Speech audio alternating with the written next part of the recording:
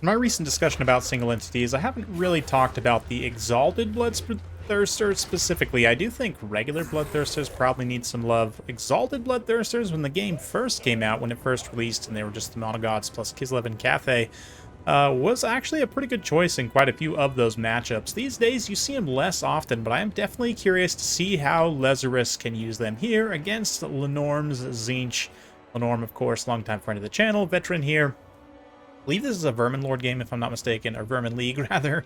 Correct me if I'm wrong, guys, in the comments. But that does mean Kairos is banned, and we do have a Soul Grinder here of Tzeentch, so Tzeentch is still going to be very strong, even with Kairos being banned. I believe maybe you can only take him if you don't take Regrowth, or he might be banned outright. You guys will have to let me know, but yeah, for Khorne here, Lazarus coming in hot with a Bloodthirster, Exalted, Hellforge host as well, a Minotaur, so he's got quite a few at least. It's another Exalted Bloodletter here. Cultist on the Shrine, old school pick, gets you the summon after he fights in melee. Again, you used to see this a lot more often than you do right now, but on the War Shrine also does give a little bit of extra damage and melee attack, which Khorne always have plenty, but of course always good to have more, and more importantly, Vigor Refresh. Let's see. Affects allies in range. Enabled if in melee. It doesn't actually say the range. Is that only for himself? I guess we'll have to check that. For some reason I was thinking that was an AoE. But anyway, regardless, Marauders. Got some Marauder Horsemen as well. Excellent hybrid cavalry. Some of the best in the game, to be honest, for the cost. And the Exalted Bloodthirster are already coming in to take some shots at this Sorcerer Lord of Metal. We've got a Soul Grinder responding. Lots of blues and pinks here. Knights of Immolation to try and screen in the sky. And the range damage from Tzeentch is going to be pretty serious. Exalted Bloodthirster immediately forced to push back, but there's not really much of a melee component in this Tzeentch army. Lenorm definitely came in with a plan to just try and, shoot as much as possible and just deal massive damage to Khorne before they can even close the distance, which I definitely understand. You know, these Marauders getting absolutely toasty roasty here with the pink and blue fire inbound. Of course, the Khorne Horsemen also lack the missile block chance of many other throwing axe Chaos Cavalry, but that just means they're much better at slaughtering infantry and melee. They're going to whip their dual axes out. That high weapon strength plus anti-infantry allows them to butcher those blue hordes. No, the pinks, rather. They actually get destroyed due to the crossfire here from those other Exalted pinks. Ooh, actually, Exalted pinks. Very interesting choice. You don't see them often at all. Got the Blazing Squealers here, who can refill ammunition, I believe. Yep, got one-time use of that. Be able to refill some ammo there. So the Cultist definitely paying some price. Not even sure if he's going to fight long enough to get the summon off. The Exalted Bloodthirster also taking a huge amount of damage for very little value. One of the big risks of them. Let's see here. Now the Hellforge hosts moving up. That little bit of extra armor they have will help, certainly, against the ranged fire here, but still not much at all.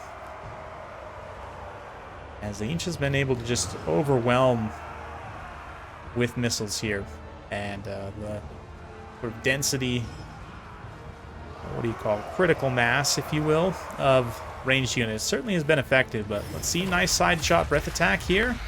Going to take a good chunk. I don't know, the breath attack for the Bloodthirster a little bit strange. It's less of a like a dragon breath attack and almost more of like a magic missile directly. I mean, all breath attacks count as magic missile attacks and count as missile attacks for the purposes of resistance. A lot of people don't realize that, but yeah, it sort of it impacts less of a wide area as like a, typical dragon breath, I guess is what I'm trying to say. But regardless, is Tzeentch definitely getting absolutely pummeled in melee once Khorne can close the distance here. Hellforge host, of course, the best damage dealing infantry when it comes to, doing the thing that they have in their name, which is dealing damage. They are the best by far. Maybe not by far. The Bringers of Beguilement, certainly, for Slaanesh, have something to say about that, but those two elite demonic infantry just dish out DPS like absolutely nothing else in the game when it comes to infantry. That said, Tzeentch is suddenly finding themselves on the back foot once those pinks and blues start to disintegrate, but of course, there's Lore of Metal here, which means we're going to see a nice big final transmutation. Overcast, despite Khorne's magic resistance, is still going to do a lot of damage. Look at that, with Deathbringer active, the Exalted Bloodthirster up to 871 weapon strength. Quite a lot indeed. Will he get any attacks? On the Sorcerer Lord? No, looks like not. He's got this Conduit Infinity going on. I have no idea what that even is, to be honest. Doesn't look like it has an effect on there. That was a little bit odd, but, oh, is that the army ability? Anyway, strange. The Exalted Bloodthirster hard lands on the ground here, trying to get towards some melee support. Soul Grinder chilling back for now. Has taken quite a bit of damage itself, but still has enough ammunition to finish off that Exalted Bloodthirster. Yeah, you can see that damage just about sends him into Demonic Instability. The Relentless Rage army ability there going to be used to keep him unbreakable momentarily, but I mean only 750 HP. See, looks like he does recover to just Wavering there, so maybe that will be worth it if he can survive a few more minutes here. Allow Khorne's leadership to stabilize long enough for them to finish off some of these units, but I'm very concerned with how healthy the Sorcerer Lord and these Knights of Immolation are. They're going to move in and finish off the Bloodthirster. So we'll look at another game from Lazarus in a few days featuring the Exalted Bloodthirster, and I'll talk a little bit more about it. This definitely wasn't the best showcase of it, and this is what I would say is sort of my typical perspective. Not that they can't be effective, but this is more or less what I would expect out of an Exalted Bloodthirster, I guess is a good way of putting it, which is to be an expensive distraction, perhaps. But typically they're tough to use well because of how much they cost. But let's see here. Is there going to be enough in the tank? Right now, Khorne looks like they're pretty close to army losses. Not quite there yet, but definitely in danger of it. Throwing axes do have some ammunition left. They're going to use that to good effect. Probably be able to finish off that Soul Grinder. It's just a matter of if the Knights of Immolation, together with this Chaos Sorcerer Lord, can grind through a few elite Khorne units. Now, granted, these elite Khorne units are all charged up, right? We've got Horn of Khorne active here. Hellblade, of course, for these Exalted Bloodletters, juicing up their weapon strength as well, given they've slaughtered many units already, right? That extra weapon strength certainly will matter. You can see that Sorcerer Lord was not surrounded by them for very long and took a significant amount of damage, so it's going to have to be careful of that. Let's see here, though. Knights of Immolation get a nice little charge in here. Their melee defense, 45, is good enough. Oh, maybe not. Against the true elites, it won't be, but nice bait there for another Final Chance Mutation. Yeah, right now the Colt is just kind of hanging back to the side, but it might be worth it for Tzeentch to actually swing up and around and try and snipe him out. He's going to be giving a little bit of leadership and encourage here. And let's see, is that Vigor? Okay, so that doesn't appear to have any actual AoE. I don't know if that's a bug or an oversight, but interesting. A little bit of a bombardment from Tzeentch is actually going to do some fairly significant friendly fire to those Knights of Immolation up in the air. But suddenly things start to turn around. I mean, Khorne having some of their units have leadership issues, definitely a problem. Yeah, one demonic unit just pops there. The Hellforge host getting awfully low as well. Oh, but look at this. This one Marauder Horseman coming in from the edge here, coming in from Tactical Reserve. 11 ammunition. They've still got plenty of stopping power with their ranged attacks, which means it's going to greatly limit the ability of Tzeentch to cycle charge here. Of course, being able to just continuously shoot your opponent as they cycle charge means they're going to take damage, whereas if you didn't have any ranged units, obviously, their ability to cycle charge means that they're going to take very little damage in melee. So that's a situation like this, having just a hair of ammunition left, especially on a nice armor-piercing unit like these Marauders, going to be critical perhaps, but Tzeentch still plenty of magic left, I guess. We're still going to see another Final Chance Mutation here, upgraded in fact. Will be enough to finish off the Hellforge host. Marauders also take a bombardment there. We're going to continue fighting momentarily, but likely to have leadership issues. Knights of Immolation are going to try and chase those few remaining Marauder Horsemen. They are teetering with their leadership, but of course, again, they can continue fire while moving. They actually managed to rout the Knights of Immolation as they chase. Beautiful armor-piercing skirmish cavalry. And now move on back over to the Sorcerer Lord, who's doing a great job cycle charging these Marauders here.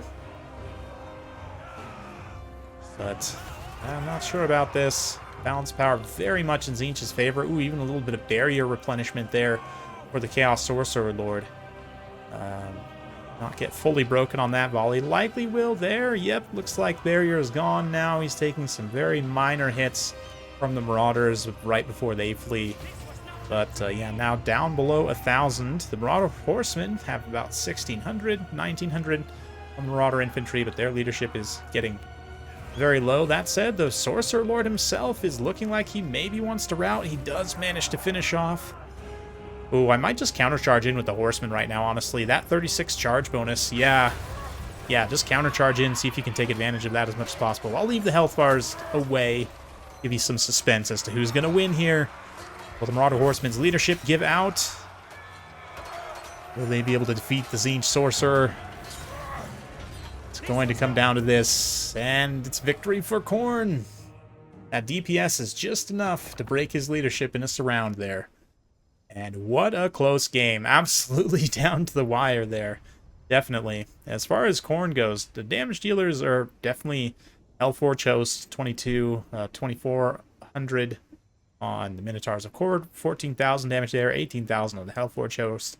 Of course, the Marauder Horsemen also that stuck around until the end, 933 on them. The others struggled to pay for themselves a little bit more, got a decent enough value. I mean, certainly contributed enough to win. Also, Marauder of Khorne getting over 500 value there is fantastic.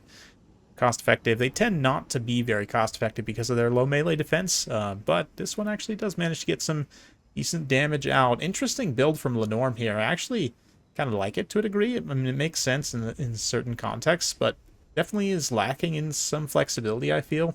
I mean, that said, it almost worked, so I can't really criticize too hard, especially given the constraints of Vermin League or, other, Fruit Rules games, right? The Fruit Rules is what tournament the Vermin League uses most tournaments.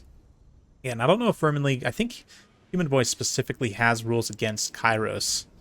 I don't know. Again, you guys can let me know in the comments below. I don't have it on hand to check right now, but anyway, definitely an interesting battle. Nice Monogods matchup, and nice to see Lazarus getting a win. Even if the Exalted Bloodthirster didn't do anything in this battle, we'll take a look again, like I said, at him in another battle soon. So stay tuned for that. Be sure to like, subscribe. If you're not subscribed, hit that bell to get notified when I upload new videos. Thanks again. We'll see you next time.